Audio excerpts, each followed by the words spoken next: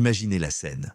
Des conteneurs remplis de déchets plastiques quittent les ports d'Europe sous prétexte de commerce. Mais leur vraie destination, c'est l'Afrique. Pas pour aider, pour y déverser la saleté dont ils ne veulent plus. À Ouagadougou, ces cargaisons traversaient les rues poussiéreuses, transformant les quartiers en dépotoirs du monde. Puis vint le 9 juillet 2025. En un seul geste d'un trait de plume, le président Ibrahim Traoré a stoppé ce flot toxique et il a déclaré « Nous ne sommes pas la poubelle de la planète, un petit pays qui ose défier l'empire occidental du plastique pesant des milliards, et désormais à Bruxelles comme à Washington. » On craint que cette étincelle n'enflamme tout le continent africain.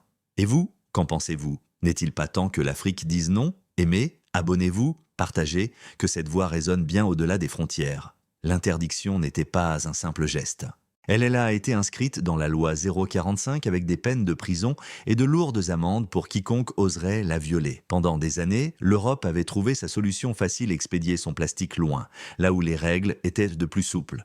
Recycler chez soi coûtait trop cher, envoyer ailleurs, c'était presque gratuit. Mais le Burkina Faso vient de claquer cette porte aux yeux de certains occidentaux. Ce n'est qu'un petit marché, mais symboliquement, c'est une étincelle sur de l'herbe sèche. Si d'autres nations africaines suivent le pas, le flux milliardaire des exportations de plastique sera étouffé. Et pour Bruxelles, comme pour Washington, ce n'est pas qu'un tournant écologique, c'est une perte géopolitique. L'interdiction venait à peine d'entrer en vigueur que la résistance s'est manifestée, pas d'abord depuis l'Occident, non, mais au cœur même du Burkina Faso, dans ses marchés, ses usines, ses associations professionnelles. Dans les rues animées de Ouagadougou, les sacs plastiques n'étaient pas seulement une commodité. Ils étaient une habitude, un geste quotidien, un rythme de vie. Un vendeur de haricots pouvait remplir un sac, le nouer d'un coup de main et le tendre en quelques secondes. Un marchand de fruits pouvait y glisser quelques mangues pour un client pressé. Les gargotes servaient un ragoût fumant sans craindre les éclaboussures. Alors, quand le gouvernement a annoncé que chaque sac plastique serait désormais illégal, le choc a été profond. Lors d'une conférence de presse,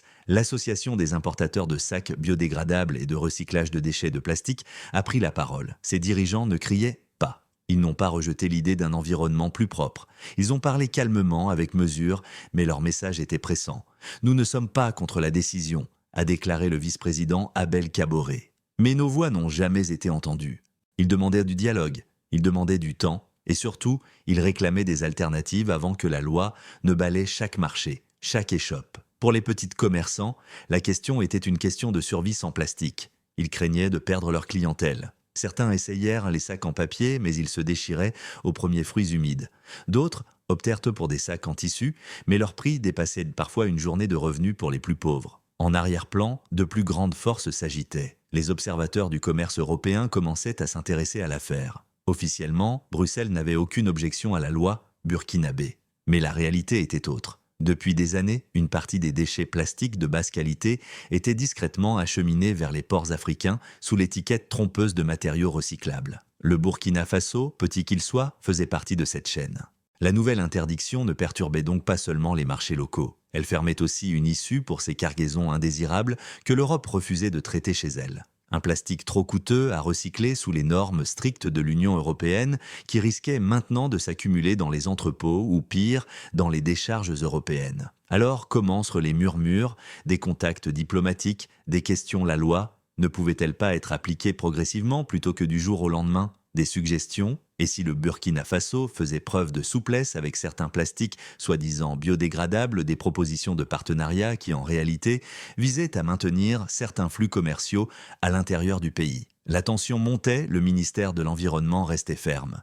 La présidence publiait des communiqués liant l'interdiction du plastique à la souveraineté elle-même, la présentant non comme une simple politique écologique, mais comme une déclaration d'indépendance face au colonialisme des déchets. Mais les entrepreneurs répliquaient: à Bobo-Dioulasso, l'assaut. Des commerçants organisèrent de petits rassemblements, brandissant des pancartes: « Nous soutenons l'environnement, mais nous avons besoin de solutions ». Les médias de l'opposition saisissaient l'occasion, décrivant la position du gouvernement comme imprudente et anti-entreprise. Pour les collectrices de plastique, souvent des femmes, le coup était terrible. Depuis des années, elles vivaient modestement en ramassant sacs et bouteilles usagées qu'elles revendaient à des intermédiaires exportant pour recyclage. Du jour au lendemain, ce revenu disparaissait dans les marchés. Les disputes éclataient. Les vendeurs tentaient d'appliquer la loi, mais les clients exigeaient encore des sacs plastiques. La police et les inspecteurs écologiques infligèrent des amendes. Certains étals fermaient, incapables de supporter les pénales pendant des semaines dans les rues. On ne parlait que de ça, des sacs plastiques, de ce qu'on allait utiliser pour transporter la nourriture, de la survie des marchés face à ce changement brutal. Mais derrière ce tumulte, quelque chose de bien plus grand se dessinait, car il n'a jamais été question seulement d'écologie. C'était une remise en cause d'un système entier, ce que les militants appellent depuis longtemps le colonialisme des déchets. Depuis des décennies, les pays les plus riches les produisent de des montagnes de plastique qu'ils ne peuvent ou ne veulent se recycler. Plutôt que d'affronter ce fardeau chez eux, ils l'expédiaient ailleurs. Par-delà les océans, vers des pays plus pauvres, vers des nations avec moins de protection environnementale. Les cargaisons arrivent sous des étiquettes trompeuses, recyclables, bien d'occasion, matériaux à traiter. En réalité, il s'agit bien souvent de déchets de piètre qualité, contaminés, impossibles à recycler. Et dans les endroits sans infrastructures adaptées, ces plastiques te finissent à ciel ouvert, brûlés dans des arrière-cours, s'infiltrant dans les sols, dans les rivières. Le Burkina Faso n'était pas la principale destination de ce commerce, mais il en était un maillon, une pièce dans une chaîne mondiale qui gardait les rues d'Europe propres, tout en obscurcissant les cieux et les eaux de villes lointaines, en interdisant les plastiques à usage unique et en imposant un contrôle strict des importations. Le Burkina Faso ne se contentait pas de nettoyer ses rues. Il se coupait totalement de cette chaîne et cela à Bruxelles en a effrayé plus d'un. Pourquoi ? Parce que lorsqu'un pays démontre qu'il est possible de vivre sans importer le plastique des autres, les voisins commencent à se demander pourquoi pas nous. Et si les maillons tombent les uns après les autres, c'est tout l'édifice de ce commerce pesant des milliards qui risque de s'effondrer. Voilà pourquoi le malaise occidental était si vif. Non parce que l'économie européenne allait s'écrouler du jour au lendemain, mais parce que le modèle même exporter sa pollution était menacé. Le président Traoré l'avait bien compris et il était prêt à transformer cette menace en opportunité. Sa vision était simple mais radicale, remplacer le flux de plastique importé par une industrie nationale fondée sur des emballages biodégradables produits uniquement au Burkina Faso, des emballages à base de fibres de cannes à sucre, de tiges de coton, d'amidon de manioc ou même de feuilles de bananier. Des matières que le pays cultive déjà en abondance. Ce n'était pas qu'une politique environnementale, c'était une politique industrielle, un plan pour créer des emplois, stimuler l'agriculture et réduire la dépendance aux importations étrangères, tout en brandissant l'étendard de la protection de l'environnement. Dans ses discours, Traoré liait désormais l'interdiction du plastique à la souveraineté elle-même, souveraineté sur ce qui entre dans le pays. Souveraineté sur les déchets qu'on y laisse, souveraineté sur les industries qui peuvent de naître à la place des anciennes. Il évoquait le programme Clean Ouaga 2030, un projet ambitieux pour moderniser la gestion des déchets, étendre le traitement des eaux usées et bâtir des centres de recyclage destinés uniquement aux déchets produits sur le sol burkinabé. Plus question d'être la fin de tuyau des autres. La communauté internationale réagit, certains groupes écologistes applaudirent, parlant d'un geste audacieux pour la justice climatique. D'autres avertirent, sans investissement solide. Le plan risquait de s'essouffler, laissant citoyens et entreprises sans alternatives abordables. À l'intérieur du pays, les perceptions commençaient à évoluer. Des agriculteurs, jusque-là indifférents, voyaient poindre de nouveaux marchés pour leurs récoltes. De petits ateliers expérimentaient des films biodégradables à base de manioc. Des étudiants concevaient des prototypes de contenants réutilisables en argile ou en fibre locale. Et pourtant, la pression extérieure continuait. Des envoyés commerciaux laissaient entendre que certaines aides pour les routes, la santé, même la sécurité pourraient être réexaminées si la loi perturbait trop les flux d'exportation. Des consultants étrangers proposaient des calendriers révisés qui permettraient aux importations de se prolonger encore des années.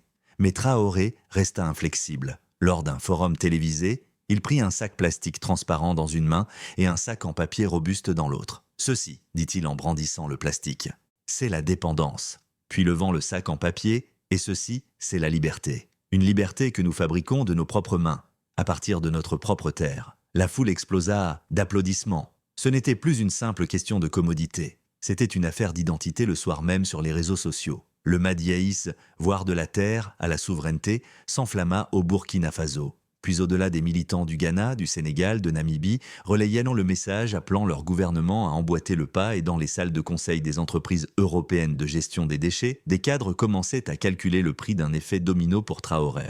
Le calcul était déjà fait. Cette loi n'était pas provisoire. C'était un tournant, une déclaration adressée au monde entier. Le Burkina Faso ne serait plus jamais le réceptacle invisible des déchets et des règles des autres. La bataille était loin d'être terminée, mais désormais les lignes étaient tracées. Il ne s'agissait plus de sacs plastiques, il s'agissait de rompre un modèle global qui traitait des nations entières comme des décharges oubliées. Le président Traoré savait qu'une interdiction seule ne suffisait pas. Arrêter le flot de plastique n'était qu'une étape. Le vrai défi, c'était de le remplacer par quelque chose de meilleur, quelque chose fabriqué au Burkina Faso. Le plan commença dans les champs. Coton, canne à sucre, manioc, bananière, des cultures déjà répandues sur tout le pays allaient devenir les matières premières d'une nouvelle génération d'emballages biodégradables. Fini les rouleaux de films plastiques venus de l'étranger. Fini la dépendance aux fournisseurs du Nord. Désormais, agriculture et industrie devaient avancer main dans la main. Les paysans vendraient leurs récoltes non seulement au marché alimentaire, mais aussi aux usines de transformation. Ces usines, portées par la main-d'œuvre locale et des technologies vertes,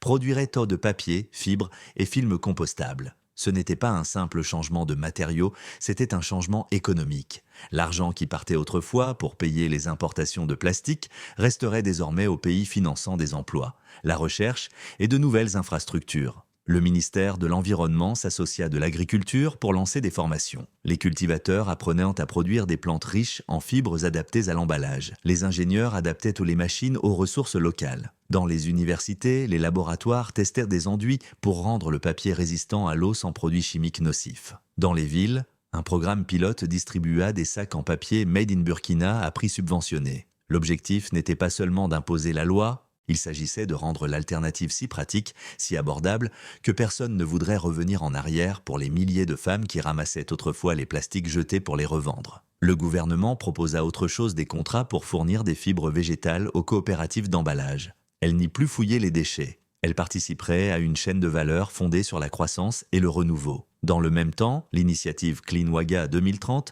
fut déployée à grande échelle. Il ne s'agissait pas seulement de ramasser des détritus, mais de réinventer tout le système des déchets, construire des sites de compostage, moderniser les stations d'épuration, créer des pôles urbains de recyclage et surtout, le projet n'était pas limité au Burkina Faso. Traoré voyait plus loin une ceinture verte de l'emballage dans tout le Sahel, un réseau de pays africains produisant et échangeant entre eux des produits biodégradables. En travaillant ensemble, ces nations pouvaient éviter le piège d'importer des solutions écoresponsables, chères, venues d'Europe ou d'Asie. La coopération Sud-Sud devint une pierre angulaire. Des discussions s'ouvrirent avec le Ghana, le Sénégal, la Namibie pour créer un système communication garantissant l'accès au marché et des coûts de réduits. L'Algérie et l'Égypte proposèrent de fournir des machines de transformation. Les innovateurs kenyans partagèrent leur modèle d'usine à pâte solaire. Une vision prenait forme reliée politique environnementale et indépendance industrielle, avec un avantage stratégique supplémentaire en renforçant leur autonomie. Les nations africaines pouvaient repousser les pressions commerciales occidentales. Bien sûr, le chemin n'était pas sans obstacles. Installer de nouvelles industries demandèrent du capital. Les investisseurs étrangers hésitaient. Doutant de la capacité du marché à grandir, certains tentaient de même d'introduire leur propre plastique biodégradable vert, en apparence, mais porteurs de la même dépendance extérieure. Traoré réagit avec des normes strictes. Seuls les matériaux 100% végétaux et locaux auraient droit aux subventions et au marché public. Les importations douteuses subiraient les mêmes restrictions que le plastique classique. Le message était clair. Il ne s'agissait pas de remplacer une dépendance par une autre, il s'agissait de souveraineté du sol jusqu'aux produits de fini. Lors d'une visite d'usine retransmise à la télévision, Traoré parcourut les allées de machines transformant les tiges de coton en feuilles de papier. Les ouvriers l'acclamèrent quand il s'arrêta pour observer leur travail. « Voilà à quoi ressemble la liberté », dit-il face aux caméras. Pas seulement dans les discours, mais dans l'effort de nos mains. Le clip fit le tour du pays. Sur les réseaux, les hashtags Made in Burkina et Plastic Free Africa devinrent au vire. De jeunes entrepreneurs postèrent leurs prototypes contenant en manioc, barquettes en fibre de bananier, emballages réutilisables pour la street food. À l'international, les réactions étaient départagées. Les ONG environnementales saluaient un modèle de justice climatique des revues commerciales occidentales. Elles alertaient sur les perturbations du marché si l'Afrique réduisait ses importations de plastique synthétique. À l'intérieur du pays, les esprits changeaient. Les commerçants qui avaient résisté à l'interdiction affichaient désormais leur fierté d'utiliser des sacs Made in Burkina. Les agriculteurs découvraient de nouvelles sources de revenus. Les petites usines embauchaient à des salaires supérieurs à la moyenne nationale. Pas à pas, la vision devenait réalité. Le Burkina Faso ne disait pas seulement non au plastique. Il disait oui à une nouvelle économie enracinée dans sa terre, portée par son peuple, guidée par son leadership. Et lorsque les premiers lots de sacs biodégradables quittèrent Ouagadougou pour les marchés du Mali et du Ghana, une idée se propagea. Si une petite nation peut transformer une interdiction en industrie, que pourrait faire tout un continent? Au début, Bruxelles fit semblant que cela n'avait pas d'importance. Un petit pays d'Afrique de l'Ouest qui interdit le plastique. Comment cela pourrait-il ébranler un continent, encore moins le monde? Mais dans les réunions à huis clos, le ton changea, les rapports affluaient. Le Ghana envisageait une interdiction similaire. Le Sénégal débattait de restrictions d'importation, la Namibie explorait sa propre filière biodégradable, les dominos se mettaient en place pour l'Union européenne. Le problème était évident. L'exportation de plastique de mauvaise qualité vers l'Afrique servait depuis longtemps de soupape, un moyen d'empêcher que les montagnes de déchets ne s'accumulent en Europe. Si d'autres pays africains suivaient de l'exemple du Burkina Faso, cette soupape se refermerait et le coût du traitement ou de l'enfouissement des déchets sur le sol européen exploserait à Washington. L'inquiétude grandissait aussi. Certaines entreprises américaines utilisaient les routes d'exportation européennes pour écouler leurs rebuts de plastique en Afrique. Si le continent fermait ses portes, elles devraient assumer des coûts élevés de recyclage local ou subir l'indignation publique face à des millions de tonnes enfouies. Soudain, ce qui semblait une petite décision africaine se retrouvait discuté aux côtés des tarifs douaniers, des exportations agricoles et même de la coopération sécuritaire. Les diplomates occidentaux commencèrent à qualifier l'interdiction de trop restrictive pour le libre-échange. Des agences de développement laissèrent entendre que certaines aides pour les routes, l'éducation, la santé pourraient être réexaminées si la loi créait de nouveaux obstacles économiques. Mais Traoré était prêt, il renversa la logique dans les médias africains. Il présenta l'interdiction non comme une barrière commerciale, mais comme une libération, un coup porté contre le colonialisme des déchets. Ils nous envoient de leurs ordures parce qu'ils pensent que nous n'avons pas le choix, déclara-t-il. Nous en avons un et nous choisissons nous-mêmes. Ce message fit écho bien au-delà du Burkina Faso. À Nairobi, des militants défilaient avec des pancartes. « Nous ne sommes pas à votre décharge ».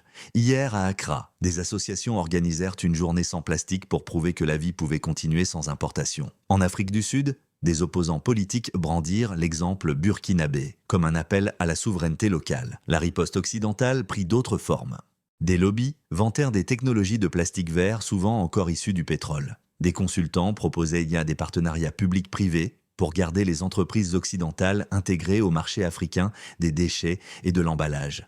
Mais quelque chose avait basculé. Le débat n'était plus seulement technique, il était devenu une question de dignité. Et la dignité, une fois reprise, est difficile à acheter de nouveau à mesure que l'élan grandissait. Les alliés du Burkina, au sein de l'Alliance du Sahel, le Mali et le Niger annoncèrent leur volonté d'harmoniser leurs lois sur l'emballage. Ensemble, ces trois pays formeraient un marché régional de plus de 70 millions d'habitants engagés dans un commerce sans plastique. Cette perspective alarma les publications économiques occidentales. Un titre avertissait « Le bloc du Sahel menace les chaînes d'approvisionnement de l'emballage ». Un autre parlait de conséquences imprévisibles pour les objectifs de recyclage européens.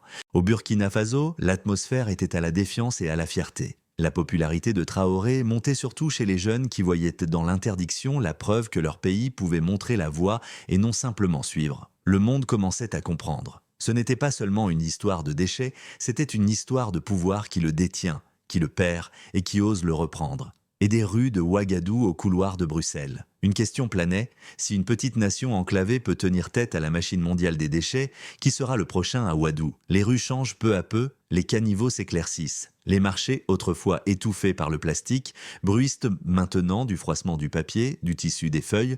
Ce n'est pas parfait. Le changement ne l'est jamais. Mais chaque jour, de plus en plus de mains font ce choix non parce que la loi l'exige, mais parce qu'elles croient que c'est juste pour les femmes qui tressent des feuilles de bananière en assiette, pour les paysans qui vendent leur manioc non seulement pour nourrir, mais aussi pour emballer. Pour les enfants qui vont à l'école sans enjamber des rivières de plastique, ce n'est pas qu'une interdiction, c'est une promesse. La promesse que le Burkina Faso ne sera pas la poubelle des autres. La promesse que cette terre nourrira son peuple et non qu'elle l'ensevelle sous les déchets venus d'ailleurs. Mais la vérité est là. Un seul pays ne peut pas mettre fin au colonialisme des déchets. Il faudra un continent. Il faudra des peuples qui refusent de se taire. Alors, je vous pose la question, si votre pays avait la chance de se libérer, de ne plus être la décharge du monde, saisirait-il cette chance? Si vous croyez que oui, abonnez-vous, aimez cette vidéo et partagez-la pour montrer au monde à quoi ressemble la souveraineté. Monsieur.